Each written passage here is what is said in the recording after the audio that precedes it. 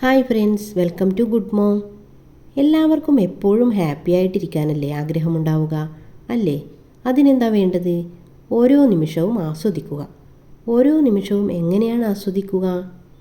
വെറുതെ അലസരായിട്ടിരിക്കാതെ എപ്പോഴും എന്തെങ്കിലും, അതായത് നിങ്ങൾക്കിഷ്ടപ്പെട്ട കാര്യങ്ങൾ അതിൽ തന്നെ കോൺസെൻട്രേറ്റ് ചെയ്ത് ആസ്വദിച്ച് ചെയ്യുക.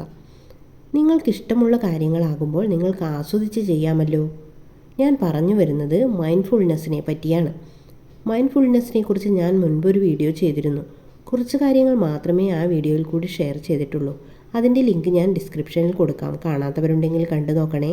മൈൻഡ്ഫുൾനെസ്സിനെ കുറിച്ച് കുറച്ച് കാര്യങ്ങൾ കൂടി ഞാൻ നിങ്ങളുമായി ഷെയർ ചെയ്യാം. ഇനി നമുക്ക് വീഡിയോയിലേക്ക് കടക്കാം. മൈൻഡ്ഫുൾനെസ് പ്രാക്ടീസ് ചെയ്യുന്നവർ ആദ്യമായിട്ട് എന്താണ് വേണ്ടതെന്ന് വെച്ചാൽ, മുൻവിധിയോടുകൂടി ഒന്നും ചെയ്യാതിരിക്കുക. അതായത് ഫോർ എക്സാമ്പിൾ, നിങ്ങൾക്കിപ്പോൾ സൈക്കിൾ ചവിട്ടാൻ പഠിക്കണമെന്ന് വിചാരിച്ചോ. പക്ഷേ ചെറുപ്രായത്തിൽ ഞാൻ സൈക്കിളിൽ നിന്ന് വീണല്ലോ, അതുകൊണ്ട് എനിക്കിപ്പോഴും സൈക്കിളിൽ കയറുമ്പോൾ ഞാൻ വീഴുമോ എന്ന പേടിയുണ്ട്. ഇങ്ങനെയൊക്കെ നിങ്ങൾ ചിന്തിക്കാറുണ്ടോ?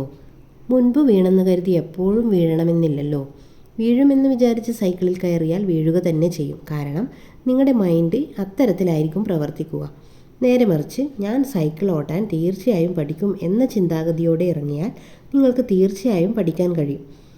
അപ്പോൾ നിങ്ങൾക്ക് ആസ്വദിച്ച് പഠിക്കാനും കഴിയും. ഇതുപോലെ മുൻവിധിയോടുകൂടി ഒരു കാര്യത്തെയും സമീപിക്കാതിരിക്കുക. പിന്നെ നിങ്ങൾ ഒരിക്കലും ബോധമില്ലാതെ ചിന്തിച്ചു കൊണ്ടിരിക്കരുത്. ചില ആൾക്കാരുണ്ട് എന്തെങ്കിലും ഒരു കാര്യം ചെയ്യുമ്പോൾ അനാവശ്യമായി ചിന്തിച്ചു കൊണ്ട് ചെയ്യുന്നത്. അതായത് നിങ്ങൾ ചെയ്യുന്ന കാര്യത്തിൽ മനസ്സ് കൊടുക്കാതെ ചെയ്യുന്നു എന്ന്. ഒരു പ്രവൃത്തി ചെയ്യുമ്പോൾ ശാരീരികമായും മാനസികമായും നിങ്ങൾ ആ ജോലിയിൽ അർപ്പിച്ചു വേണം ചെയ്യാൻ. അല്ലാതെ ശരീരം മാത്രം അവിടെ ഉണ്ടായിട്ട് മനസ്സ് വേറെ എവിടെയൊക്കെയോ സഞ്ചരിച്ചാൽ നിങ്ങൾക്ക് മൈൻഡ്ഫുൾനെസ് പ്രാവർത്തികമാക്കാൻ കഴിയില്ല. നിങ്ങളുടെ ശ്രദ്ധ ഇന്നിലേക്ക് അല്ലെങ്കിൽ ഈ മൊമെൻറ്റിലേക്ക് കൊണ്ടുവരിക. ഏതൊരു ചെറിയ കാര്യമാണെങ്കിൽ പോലും ശ്രദ്ധിച്ച് ചെയ്യുക. അങ്ങനെ ശ്രദ്ധാപൂർവം കാര്യങ്ങൾ ചെയ്താൽ തന്നെ നിങ്ങൾക്ക് മൈൻഡ്ഫുൾനെസ് പ്രാക്ടീസ് ചെയ്യാൻ കഴിയും. നിങ്ങൾ വിചാരിച്ചാൽ നിങ്ങളിൽ മാറ്റം കൊണ്ടുവരാൻ കഴിയും. അല്ലാതെ ചുറ്റും നടക്കുന്ന കാര്യങ്ങളിൽ നിങ്ങൾക്ക് മാറ്റം കൊണ്ടുവരാൻ കഴിയില്ല. അതുകൊണ്ട് നിങ്ങൾ നിങ്ങളുടെ ലൈഫിൽ ബോധം, ശ്രദ്ധ, ഏകാഗ്രത എന്നീ 3 കാര്യങ്ങൾക്ക് പ്രയോറിറ്റി കൊടുക്കുക.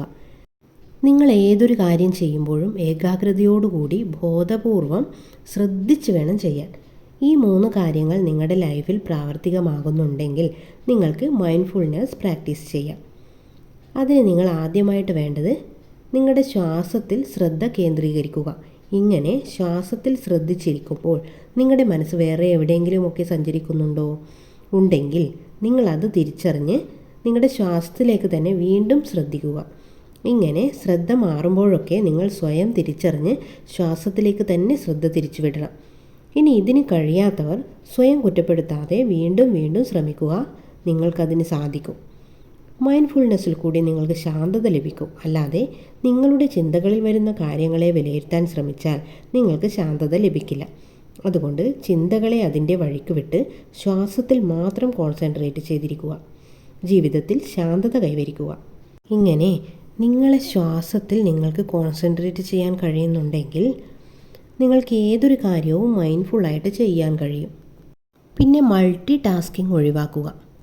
പിന്നെ നിങ്ങൾ ചെയ്യുന്ന കാര്യങ്ങൾ ധൃതി പിടിക്കാതെ സാവധാനം ബോധപൂർവം ചെയ്യുവാൻ ശ്രമിക്കുക. ചുറ്റുപാടുകളെയൊക്കെ നിരീക്ഷിച്ച് ചുറ്റുപാടുമുള്ള ഫീലിങ്സുകളൊക്കെ ആസ്വദിച്ച്, അതായത് കാറ്റ്, തണുപ്പ്, അങ്ങനെയുള്ള ഫീലിങ്സൊക്കെ അനുഭവിച്ച് നിങ്ങൾക്ക് മൈൻഡ്ഫുൾനെസ് പ്രാക്ടീസ് ചെയ്യാം. പിന്നെ കുട്ടികളും മൈൻഡ്ഫുൾനെസ് പ്രാക്ടീസ് ചെയ്താൽ കുട്ടികൾക്ക് പഠനത്തിൽ ശ്രദ്ധ കേന്ദ്രീകരിക്കാനും ഏകാഗ്രത വളർത്തുവാനും ക്ഷമാശീലം വളർത്തുവാനും ഒക്കെ കഴിയും. അപ്പോൾ എല്ലാവരും മൈൻഡ്ഫുൾനെസ് പ്രാക്ടീസ് ചെയ്ത് നിങ്ങളുടെ ലൈഫിൽ പോസിറ്റീവായ മാറ്റങ്ങൾ കൊണ്ടുവരിക. എല്ലാവരും പ്രസൻറ്റ് മൊമെൻറ്റിൽ ജീവിച്ച് ജീവിതം ആസ്വദിക്കുക. അപ്പോൾ ഇന്നത്തെ വീഡിയോ നിങ്ങൾക്ക് ഇഷ്ടമായെങ്കിൽ ലൈക്കും സബ്സ്ക്രൈബും ചെയ്ത് സപ്പോർട്ട് ചെയ്യാൻ മറക്കല്ലേ. അപ്പോൾ അടുത്ത വീഡിയോയിൽ പുതിയൊരു ടോപ്പിക്കുമായി വരുന്നത് വരെ ബൈ.